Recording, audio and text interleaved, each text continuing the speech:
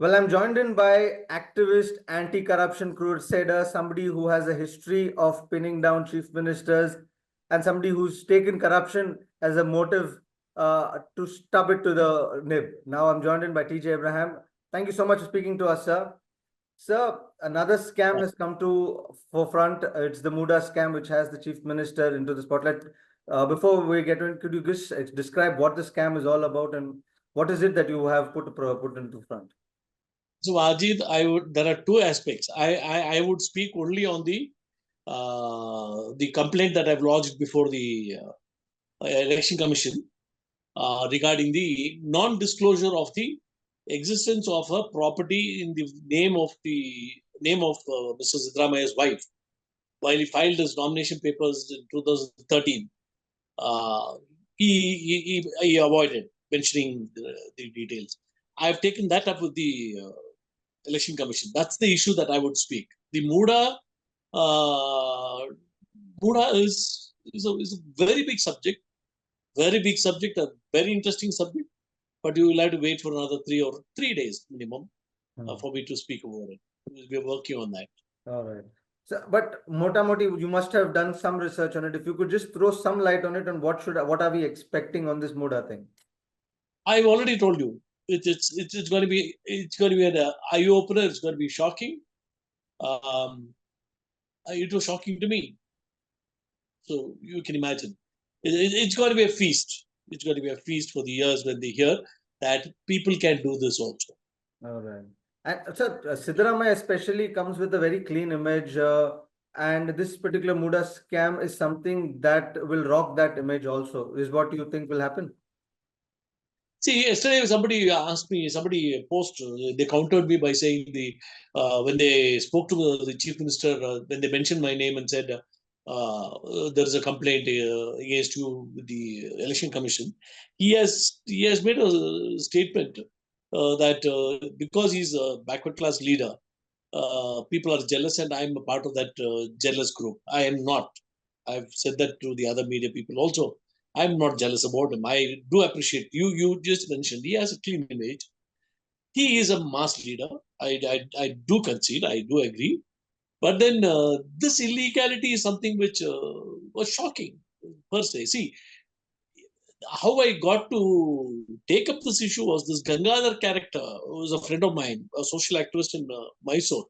A lot of people from all over the state, they keep talking to me on different issues. This guy, I saw a video, somebody sent me.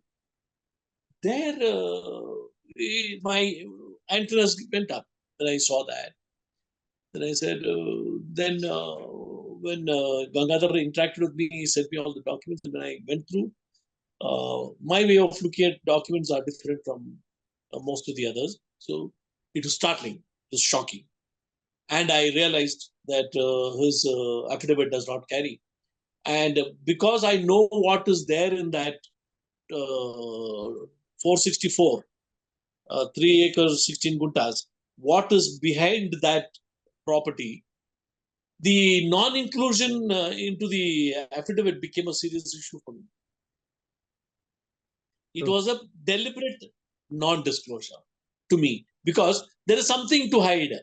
There is not something, there is very much more, not just something more and more and more to hide, then reveal by indicating that in his affidavit.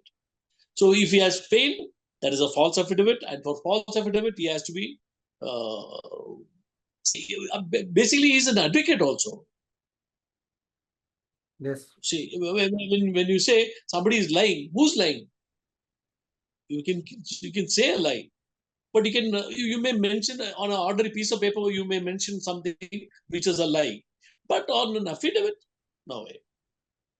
And that to an advocate, no way, not acceptable. So that case is there before the election commission. I'm sure they will send me a notice. They'll send a notice to the CM also. If they don't do that, the entire world knows I give them a little time to act upon my thing. If they fail, the next course of action is going to the court and getting an order. So, like we've understood, there are two aspects to the MUDA thing. One is what the BJP alleging that it has been taken, siphoned off illegally through some measures. And the other one is which you have put where it has not been mentioned in the affidavit. So can you throw light on it, sir? How grievous a crime is that it not been mentioned in the affidavit? Because Siddaramiah has said that that property belongs to his wife. So technically it should be in the affidavit. So if you could throw some light on it. That's the answer. It should be in the affidavit. Why is it not in the affidavit? If it is technically his wife is the owner of that property, why was it not mentioned? So since when hasn't been not mentioned? Because he says he got it from 2013. See, she gets it on when did she get it? 10th month of 2013. I just had the document here. It's a very fresh this thing before 2013, and yes, he was bound to mention that. He didn't mention it. So what happens if the property is not mentioned in the affidavit? See, what are the consequences? The consequences I've called out in my complaint are that the person was made, especially when it is an election petition, he can be prosecuted under 125A of the Prevention of Corruption, Representation of People's Act, 1950. And then under 227, 229, 231, 236 of the Bharatiya Nyaya Sanhita, that is the IPC sections, for filing a false affidavit. Now, the secret behind the false affidavit or the reason for not disclosing will come in the next part of my complaint. That will be to a different authority, a competent authority, a legal authority. Okay. So, sir, as far as we remember, the case started when they got to know when BJP alleged that through some 50-50 ratio basis, Siddaramiah got this land. Siddaramiah then claimed that it was given to him from his brother-in-law to his wife, and that land belongs to him. So it become incumbent because it may still not be in his name, that it's not in the affidavit, or it is something like it has to be in the affidavit.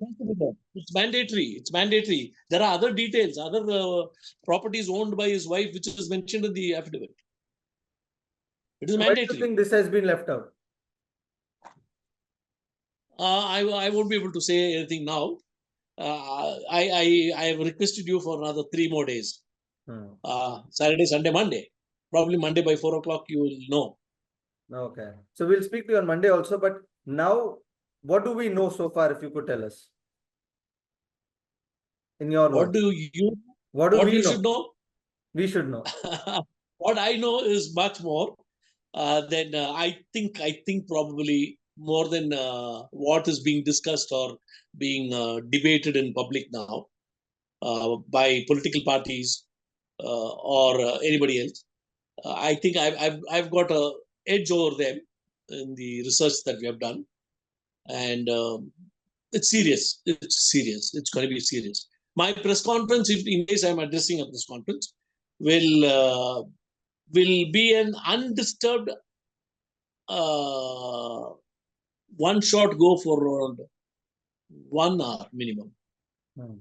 All right. So that big is nobody is going to interfere. The media people who come there to listen to me when I start, they will not even interrupt because I will not allow them to get an opening to ask.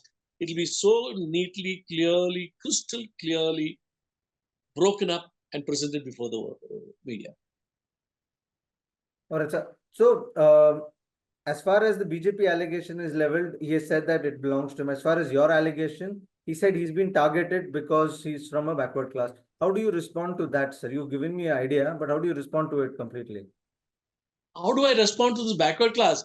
See, it's become a very sad thing in this country. If Siddaramiah is attacked, then or you speak against Siddaramiah because I'm a backward class. You speak about somebody else, I'm a Dalit. Speak about BJP, anti-nationals. Then if Siddaramiah claims that he is a backward class, then I should claim that I have the right to speak because I'm a minority. Ridiculous. Ridiculous defenses. This is, I mean, and he's a lawyer by profession. Come on, he should know what is law. I'm speaking on legal terms. The notice from the election commission will come and he will duly respond to it. I'm sure about it.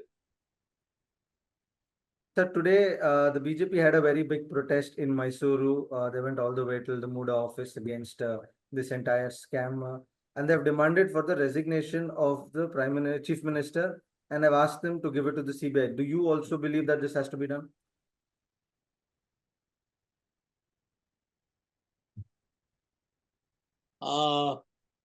I will reserve my comment on that. Hmm. The magnitude is high. All right. Do you believe it's just Siddaramiah in it, or there'll be a lot of other bones that will be tumbling out of the closet? Only Mr. Siddaramiah. Only Mr. Siddaramiah. And his family. Of course, the others who are involved in all these things. Family members and officials who have been, who have connived or who have supported him or his family in the entire episode, they'll be. Politically, nobody else. Politically, maybe the MUDA commissioner, things like that. No, those are the guys who will be there. But So not prominently. Yes, sir. Complete, sir. Not prominent political entities. All right. Just Siddaramiah alone.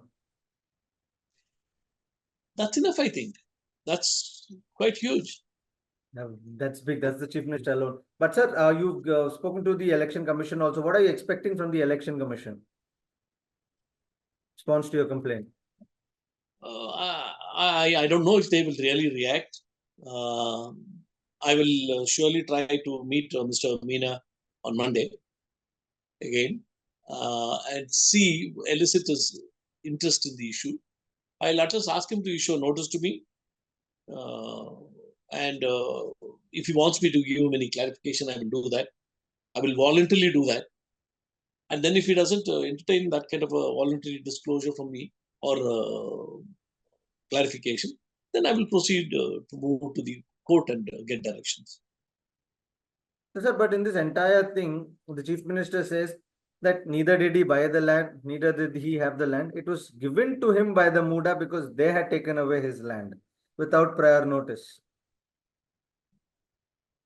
So I still have a caveat that I have filed with you, asking you for 3 days' time. So I'll have to get back to answer all these questions after 3 days.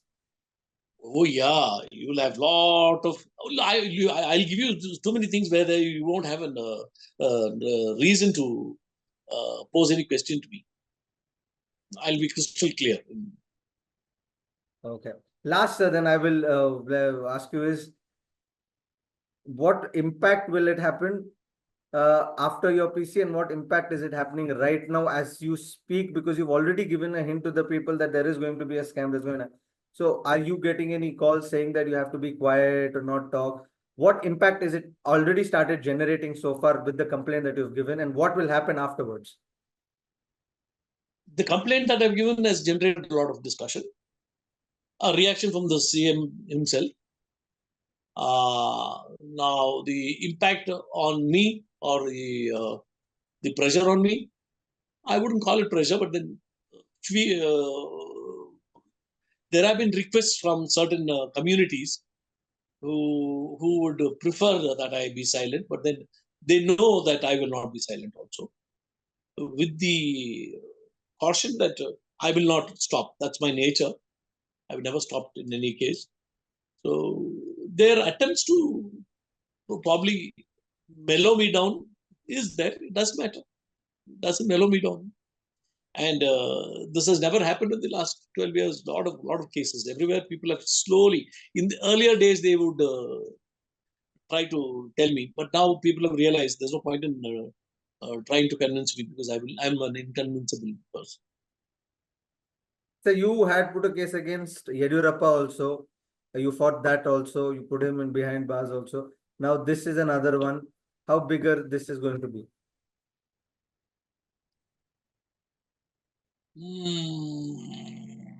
That was a big one. Yediyurappa's matter was a big one, and it's still there. It's alive and kicking, except for the clarification, a small clarification. Now the Constitution bench is sitting. Once that is over, the matter will be taken up and you will hear the news. It will go in the right direction. And I think this will be a parallel track, the parallel powerful case. All right, sir. Thank you so much for speaking to us, sir. After 3 days, we'll get back to you again. And I hope there'll be a bigger thing coming in the next 3 days. Bye-bye. God bless you. Thank you.